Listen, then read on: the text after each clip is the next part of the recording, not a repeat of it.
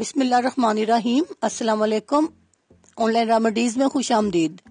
नाज़रीन, शुगर के मर्ज के लिए बहुत से इलाज और अद्वियात मौजूद हैं, लेकिन आज यहाँ हम आपको बादाम के जरिए कुदरती इलाज बता रहे हैं जिससे शुगर के मर्ज में कमी की जा सकती है। इसके लिए हमें चाहिए 21 बादाम की गिरियां।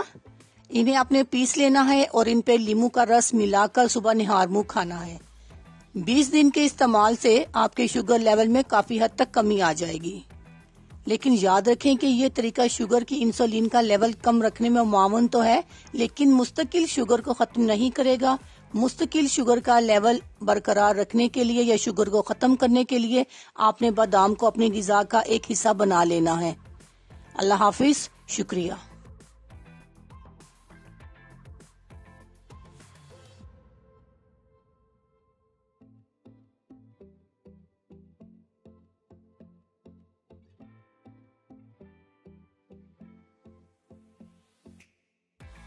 अगर आपको हमारी वीडियो अच्छी लग रही है तो हमारे वीडियोस को लाइक करें और अपने सब दोस्तों से शेयर करें और साथ हमारे चैनल ऑनलाइन रेमेडीज को सब्सक्राइब करना ना भूलिएगा।